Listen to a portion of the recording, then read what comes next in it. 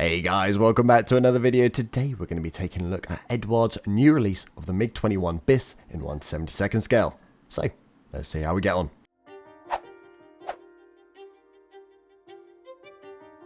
So then, we're going to be starting this one off in the nose wheel well, which sits directly under the cockpit.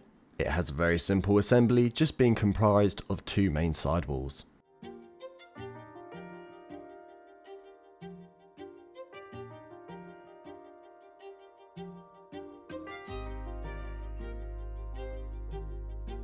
Flipping this assembly over, I can now start to focus on the actual cockpit, initially putting the rudder pedals and control column into position. Now I can get the sidewalls all sorted out. Initially, these two base pieces go on either side of the cockpit before having the actual side column go on top of this. You have two options, either these smooth ones, which are a great base to put the photo etch on top of, or the regular raised ones, which you can use a paintbrush to pick out all the lovely details. Now, one of the final things to do in the cockpit is just secure this rear bulkhead into position, and that is generally the construction all finished up. Now, having a look at the main wheel well, this is a very simple assembly where everything just sandwiches together. That being said, it does have some great detail, especially for 1/72nd. Now, the final thing to assemble before I can move on to doing a bit of painting is the ejection seat. This is only made up of 3 pieces, which I was quite happy about in this small scale. However, it does boast some quite nice detail, which is only accentuated with some photo etch later on. Now it's time to get a couple of these sub-assemblies all painted up. You might notice that I haven't primed any of them here, and I'm just going straight on with Mr. Color's C391. And my reasoning for this is because Mr. Hobby paints have such great adhesion, if I don't need to use primer, then I won't. But secondly, on this small 1/72nd scale, I'm still undecided about how shading looks on such a small level. So any shading which I might want to, or grime, can usually be achieved just using a panel wash. So with the main colours all blocked in, I can now move on to having a look at some of the details. With a mixture of photo etch and also hand painting using Ammo MiG's Atom acrylics, I managed to get everything looking good. I thought I got quite close to matching the colour of the photo etch, however I wasn't just there, but that's just an overwhelming issue when using photo etch.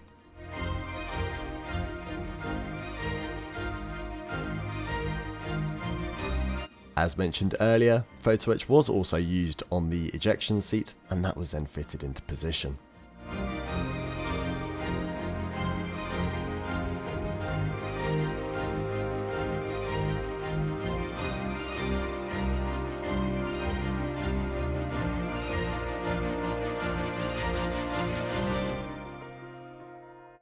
Putting the cockpit to one side, I can now move on to building up the assembly for the exhaust. For such a small scale, there is actually quite a lot going on here, with a variety of tubes and pipes all kind of slotting together to give the overall form of the exhaust.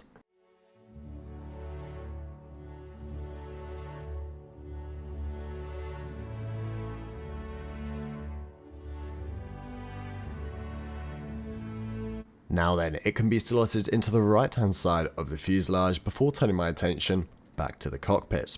Everything needs to be unified with VMS's matte varnish. I find this a very important step whenever I'm using photo etch, as otherwise you've got lots of different sheens all going on, and it's good to have them unified using a matte varnish.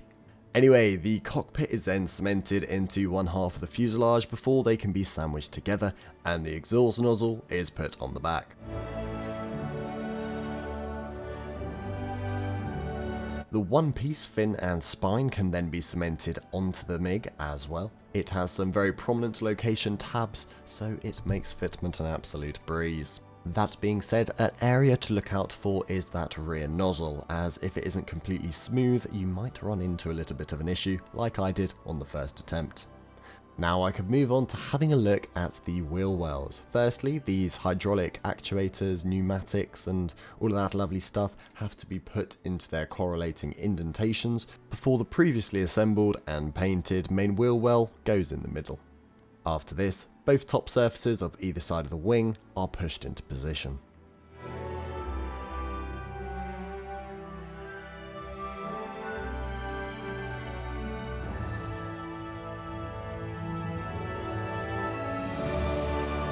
This assembly can then be mated with the main fuselage before then putting the control surfaces into position.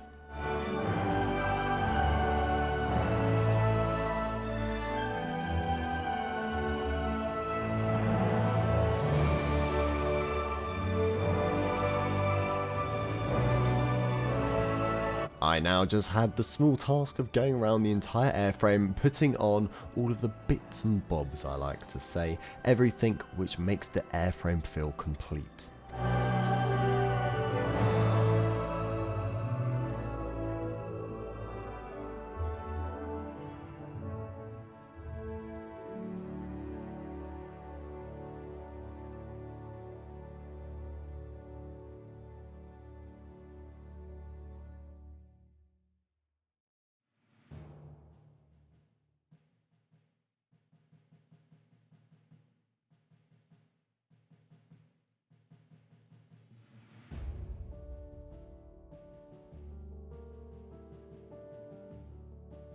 Once all of the bits and bobs had been secured, I could move on to getting the transparencies in position. I found them to be exceptionally clear and then very easy to mask off using the included set within the kit. Once I was happy that everything had been masked off, I could prime this initial MiG in Mr. Finishing Surfaces 1500 Black. So the first scheme which I'm going to be doing is actually this beautiful Indian Air Force one. As soon as I saw it, I was just so taken back as it was so striking. However, I did later slightly regret this as it is going to be in 1:72 scale. But anyway, I will cross that bridge when I get to it. Initially, what I'm going to be doing is focusing on the underside using Mr. Color's C307 to black base.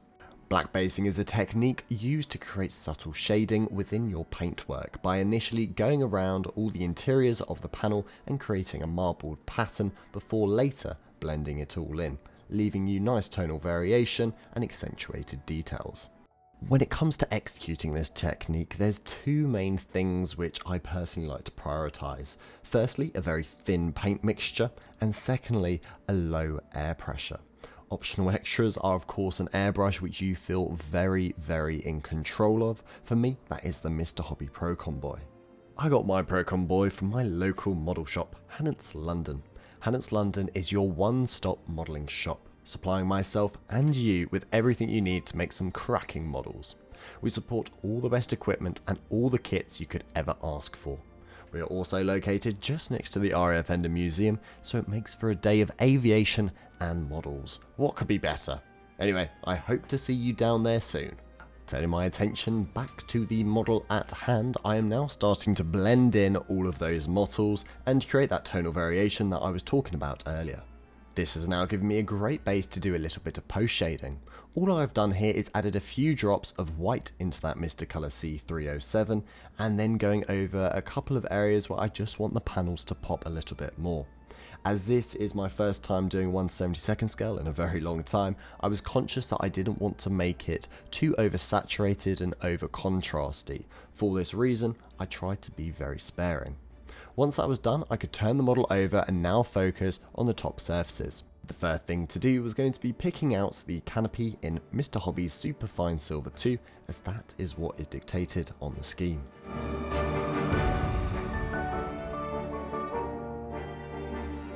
Once that was all ready, I could make a start on the top surface's camouflage, initially starting with putting down the green, which is Mr. Color's C309. It was applied in a very similar way to the underside, however not spending as much time and being as neat, purely because I was going to put those tan squiggles on top of it, so any shading might have been lost.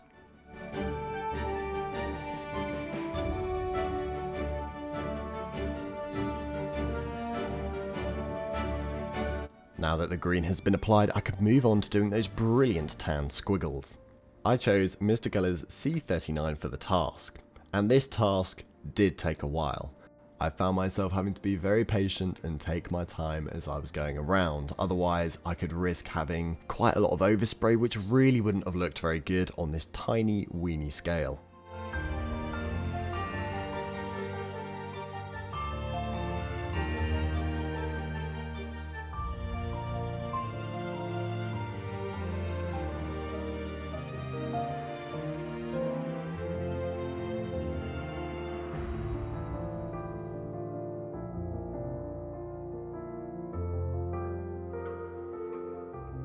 As you can see, getting up close and personal was almost the only way I could get the results that I was looking for.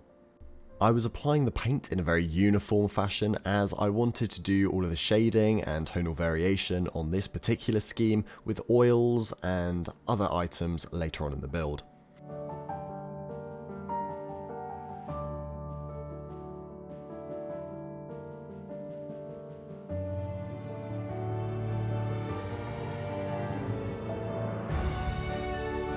Anyway, a couple hours later and here was my result.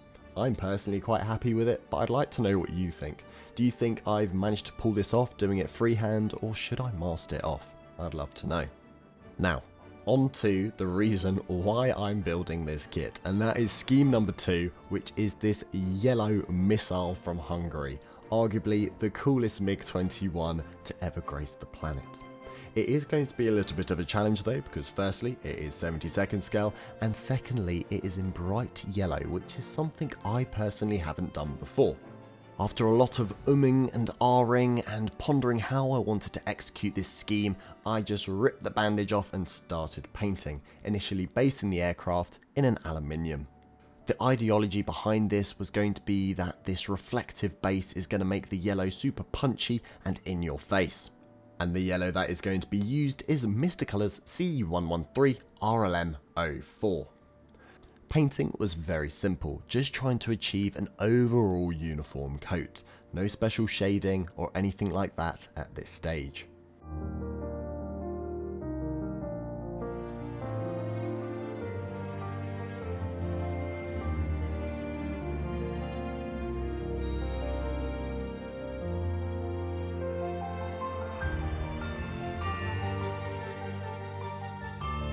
Several coats of yellow later, and this is what the MiG was looking like. It was so yellow, it was like a weird lemon in my hand. But anyway, it was time to try and break that yellow up just a little bit. So adding a few drops of white into the mixture and picking out 1 or 2 panels was quite a good way to do this.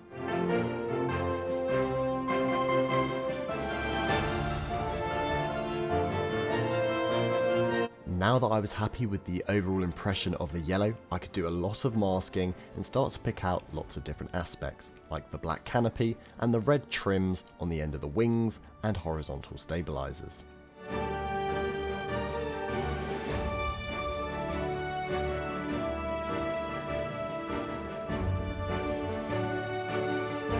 In addition to those black and red aspects, I also masked off the rear exhaust nozzle and painted that in an aluminium and did a very small amount of post shading. I repeated this process on the Indian MiG as well. Then both of the airframes received a generous coating of gloss varnish before the decals could be applied. The decals themselves went down flawlessly, adhering to all of the surface details with relative ease. I'm really starting to get a hang of using these Eduard decals, and I actually quite enjoy using them now.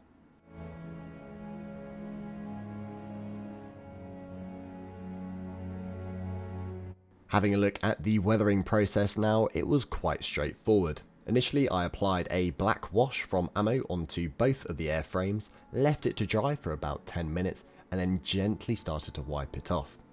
I'd be lying if I wasn't a little bit concerned on how punchy and in your face this wash came out on the yellow MiG. However, I think it started to work the further on in the weathering I went. The Indian MiG seems to absorb that a little bit better. Onto the oil weathering / shading step. It really was very prominent on this yellow MiG, and that is kind of what I wanted to do. I didn't want to use my airbrush to do this, as oils are a far more forgiving medium. Initially using an oil brusher to go around the exterior of some of the panels and then gently blending it in ended up giving different tones of the yellow and made the 1 to 72nd scale MiG look far more heavy and rugged, almost like a 1 to 48 scale model. That being said, I do think I might have got a little bit carried away in places, as I was really enjoying using this effect. I don't know if it is bordering on the edge of being too punchy and too in your face for such a small scale. So I would love to know your opinion. Do you think I've gone too much, too little, or anything you might have done differently?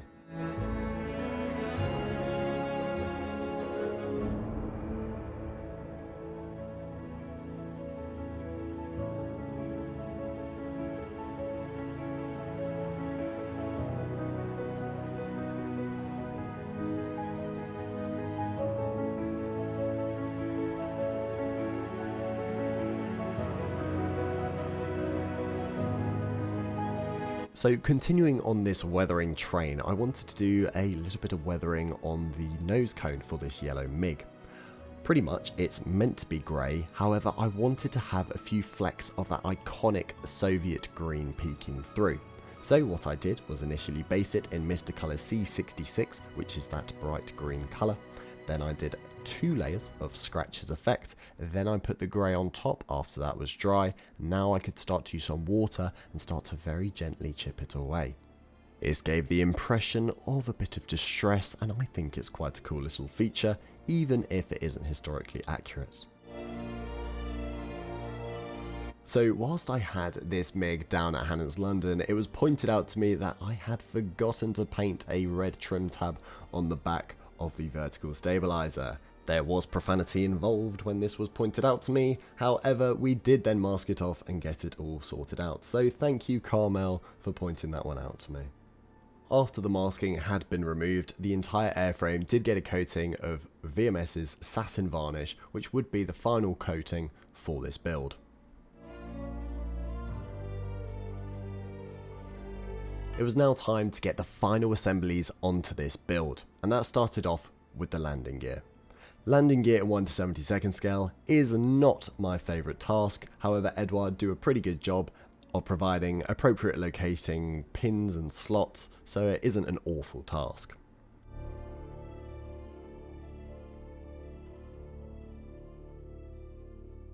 After they had been left to dry, I could get the pylons into their positions as well. There was a small amount of touch-up painting which had to be done, but this was a 5-minute job. The drop tanks could then follow.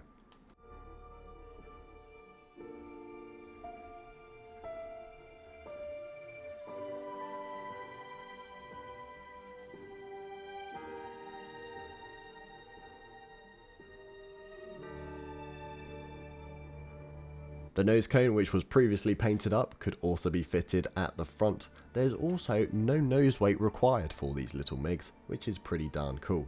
I'm using ultra glue here just in case I make any cock-ups. Now the horizontal stabilizers are slotted into position, and these have nice tabs making sure they have the right angle, which is a slight upwards dihedral. Now before I remove the canopy masking, I wanted to do a final bit of weathering using Ammo MiG's lock and load pencils with a metallic pigment just to create some small scratches.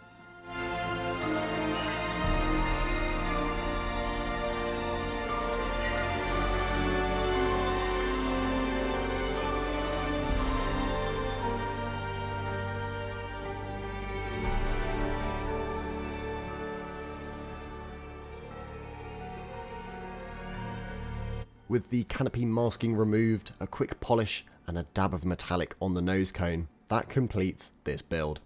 So thank you very much for watching. I really do hope that you've enjoyed these 2 mini MiGs. I would love to know what your opinion is on me doing a little bit of 72nd scale. Did you enjoy this video? Do you want to see me just do 48th? Anything you might have to say, I would love to know.